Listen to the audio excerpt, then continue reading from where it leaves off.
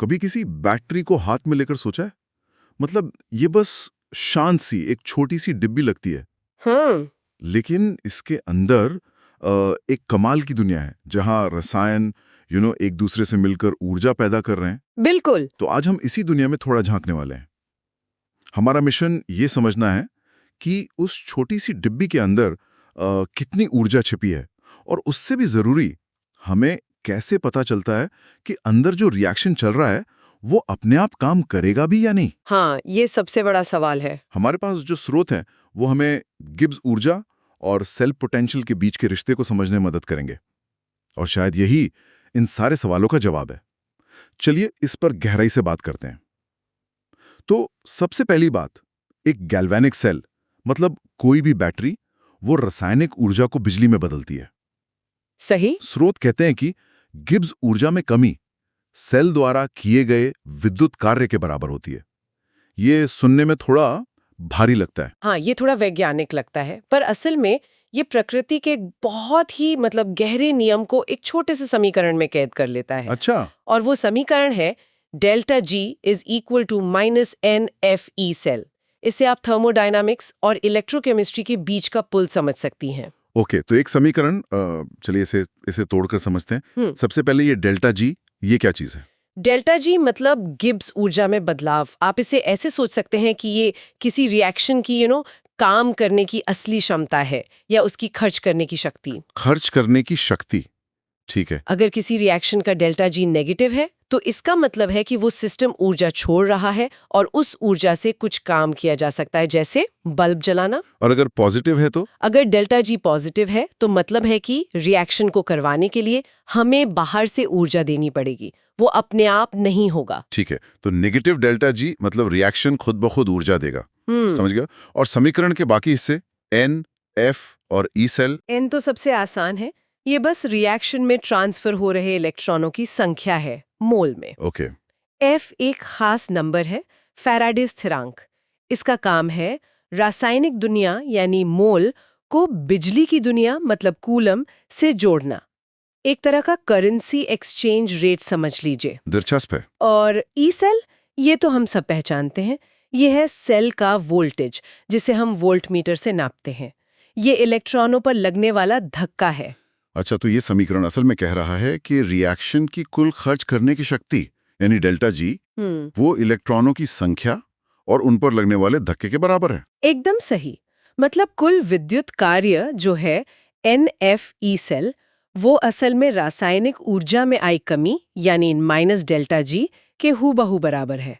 ऊर्जा कहीं खो नहीं रही है, वो बस अपना रूप बदल रही है। समझ गया। लेकिन स्रोतों में एक और चीज है, कभी-कभी इन सिंबल्स के ऊपर एक छोटा सा गोला लगा होता है, जैसे डेल्टा जी जीरो और ई जीरो सेल। ये मानक अवस्था या स्टैंडर्ड स्टेट क्या है? इसकी जरूरत क्यों पड़ती है? ये बहुत अच्छा सवाल है। सोचिए, अगर हमें दो धावकों की तुलना करनी हो तो क्या ये सही होगा कि एक को समतल सड़क पर दौड़ाएं और दूसरे को पहाड़ी पर? नहीं, बिल्कुल नहीं। विज्ञान में भी यही होता है। जब हम अलग-अलग रासायनिक प्रतिक्रियाओं की तुलना करना चाहते हैं तो हमें एक लेवल प्लेइंग फील्ड चाहिए। मानक अवस्था वही मैदान है। अच्छा। इसके नियम तय हैं। सभी घोल 1 मोलर की सांद्रता पर, सभी गैसें एक वायुमंडलीय दबाव पर और तापमान आमतौर पर 25 डिग्री सेल्सियस। जब हम इन तय हालातों में कुछ मापते हैं तो हम उस पर O का निशान लगा देते हैं। तो ये बस एक तरह का वैज्ञानिक पैमाना है ताकि हर रिएक्शन की तुलना मतलब सेब से सेब की तरह हो। बिल्कुल। और यहीं पर एक बहुत दिलचस्प बात सामने आती है। स्रोत बताते हैं कि गिब्स ऊर्जा डेल्टा जी नॉट एक एक्सटेंसिव गुण है, लेकिन cell potential E cell not एक इंटेंसिव गुण है। इसका हमारी रोजमर्रा की जिंदगी में क्या मतलब हुआ? ये एक शानदार सवाल है और यहीं पर असली आहा वाला पल छिपा है। एक्सटेंसिव का मतलब है जो मात्रा पर निर्भर करता है।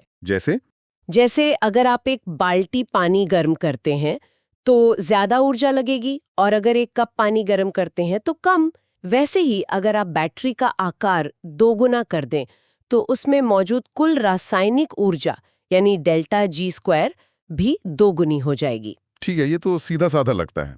ज्यादा रसायन, ज्यादा ऊर्जा। लेकिन इंटेंसिव का क्या? इंटेंसिव का मतलब है जो मात्रा पर निर्भर नहीं करता। जैसे पानी का क्वथनांक। अच्छा। चाहे आप 1 कप पानी उबालें या एक पूरी पतीली, वो उबलेगा तो 100 डिग्री सेल्सियस पर ही, है ना? हाँ, सही। सेल का वोल्टेज यानी ई सेल भी बिल्कुल ऐसा ही है। एक मिनट, ये थोड़ा अजीब नहीं है? मतलब एक छोटी सी घड़ी की बैटरी हाँ, और उसी केमिकल से बनी एक बहुत बड़ी कार बैटरी, उनका वोल्टेज थियोरेटिकली एक ही हो सकता है। ये तो मतलब बिल्कुल सहज ज्ञान के खिलाफ है। ऐसा कैसे हो सकता है? बिल्कुल। और ये सुनने में थोड़ा काउंटर इंट्यूटिव लगता है, मैं मानती हूँ, पर इसका जवाब हमारे उसी समीकरण में छिपा है। याद करें, अगर हम समीकरण को ई डिग्री सेल के लिए हल करें तो हमें मिलता है E degree cell is equals to minus delta G degree n F. अब सोचिए, जब हमने बैटरी का आकार दुगुना किया तो क्या हुआ? डेल्टा जी डिग्री दुगना हो गया? सही, ऊपर वाला हिस्सा डेल्टा जी डिग्री दोगुना हो गया, लेकिन साथ ही रिएक्शन में ट्रांसफर होने वाले इलेक्ट्रॉनों की संख्या यानी n जो नीचे है वो भी तो दोगुनी हो गई। अच्छा। तो गणित में ऊपर और नीचे दोनों तरफ 2 का गुणांक एक दूसरे को काट देता है। नतीजा ई डिग्री सेल वही का वही रहता है। वोल्टेज दरअसल प्रति इलेक्ट्रॉन ऊर्जा का माप है, न कि कुल ऊर्जा का। वाह। इसीलिए आपकी 1.5 वोल्ट की AA बैटरी चाहे छोटी हो या बड़ी, वोल्टेज 1.5 वोल्ट ही रहता है। कमाल है। तो ये सारी जानकारी हमें उस मूल सवाल पर कैसे वापस लाती है कि कोई रिएक्शन अपने आप होगा भी या नहीं, जिसे हम स्वतः प्रवर्तिता कहते हैं। थर्मोडायनामिक्स के एक सुनहरे नियम में है। नियम कहता है, कोई भी प्रक्रिया जो अपने आप होती है उसके लिए गिब्स ऊर्जा में बदलाव यानी डेल्टा जी हमेशा नेगेटिव होना चाहिए। डेल्टा जी 0 का मतलब है कि सिस्टम अपनी ऊर्जा कम करके ज्यादा स्थिर हो रहा है। जैसे पहाड़ से लुढ़कता हुआ पत्थर। बिल्कुल वही। ठीक है, तो डेल्टा जी का नेगेटिव होना जरूरी है और हमारे समीकरण delta G is equals to minus N F E cell में भी एक नेगेटिव का निशान पहले से ही है। एकदम। अब देखिए, n मतलब इलेक्ट्रॉनों की संख्या और f फैराडे स्थिरांक, ये दोनों तो हमेशा पॉजिटिव ही होते हैं ना? हाँ।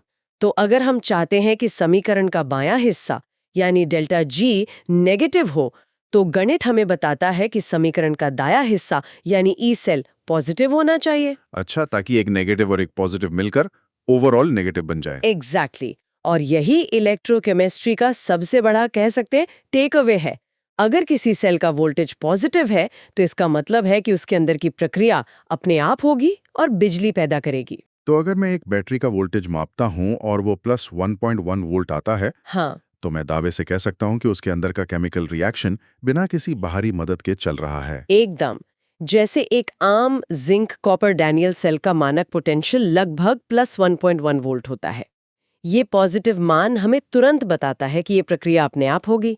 और अगर नेगेटिव हुआ तो? अगर हम इस प्रक्रिया को उलटने की कोशिश करें तो हमें माइनस 1.1 वोल्ट मिलेगा, जो चिल्ला चिल्ला कर कहता है कि ये अपने आप कभी नहीं होगा, तुम्हें मुझे बाहर से ऊर्जा देनी पड़ेगी। ये तो बहुत साफ हो गया।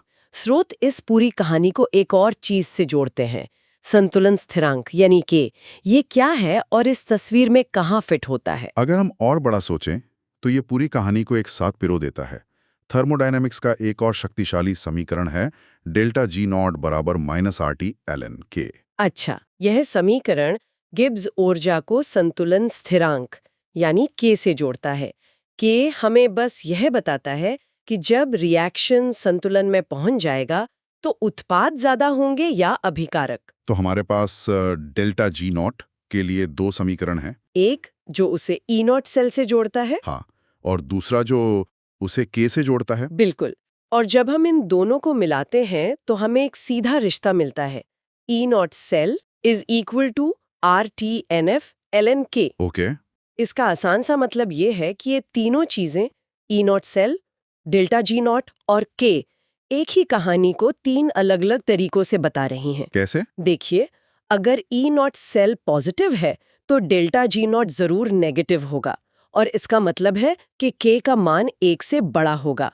और इन तीनों का एक ही मतलब है, यह एक स्वतः प्रवर्तित प्रतिक्रिया है। सब कुछ एक दूसरे से जुड़ा है। ये सब बहुत जानकारीपूर्ण है, लेकिन इसमें बहुत सारे प्रतीक और समीकरण हैं। क्या इसे समझने का कोई और सरल व्यवहारिक तरीका है, जैसा हम रोजमर्रा के जिंदगी में सोचते हैं? हाँ, बिल्कुल। स्रोत एक बहुत अच्छी उपमा देते हैं। इसे एक बैंक खाते की तरह सोचिए। अच्छा, बैंक खाते की तरह। हाँ, डेल्टा जी उस बैंक खाते में जमा कुल रासायनिक दौलत है। ये वो कुल ऊर्जा है जिसे खर्च किया जा सकता है। ठीक है। ई सेल यानी वोल्टेज वो ब्याज दर या विड्रॉल रेट है जिस पर वो दौलत मशीन के जरिए निकाली जा रही है। और एनएफ? और एनएफ वो कन्वर्जन फैक्टर है जो ये पक्का करता है कि खाते से खर्च हुई कुल दौलत मशीन से निकले कुल उत्पादन के बराबर हो। मतलब हिसाब किताब बराबर रहे। तो आज की इस गहरी बातचीत का सार ये है कि समीकरण delta G is equal to minus NF E cell सिर्फ एक फॉर्मूला नहीं है।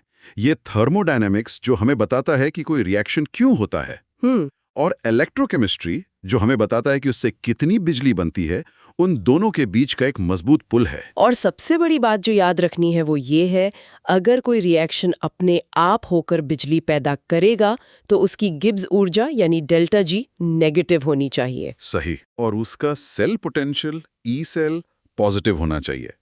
ये एक ही सिक्के के दो पहलू हैं। बिल्कुल, जो एक ही कहानी को दो अलग-अलग भाषाओं में सुना रहे हैं, एक ऊर्जा की भाषा में और दूसरी वोल्टेज की भाषा में। और हाँ, यहाँ एक विचार छोड़ जाते हैं जिस पर आगे सोचा जा सकता है। ये सभी समीकरण हमें बताते हैं कि कोई प्रतिक्रिया हो सकती है या नहीं, मतलब उसकी क्षमता क्या है। हाँ, उसकी पोटेंशियल। लेकिन वे हमें यह बिल्कुल नहीं बताते कि वह प्रतिक्रिया कितनी तेजी से होगी। अच्छा। थर्मोडायनेमिक्स के हिसाब से हीरे का ग्रेफाइट में बदलना एक स्वतः प्रवर्तित प्रक्रिया है। उसका डेल्टा जी नेगेटिव है। लेकिन क्या हम अपनी हीरे की अंगूठी को ग्रेफाइट में बदलते देखते हैं? नहीं, बिल्कुल नहीं। नहीं, क्योंकि वो बेहद धीमी है। तो सोचने वाली बात यह है कि थर्मोडायनामिक्स के हरी झंडी दिखाने के बाद भी ऊर्जा निकलने की गति को कौन से कारक नियंत्रित करते हैं।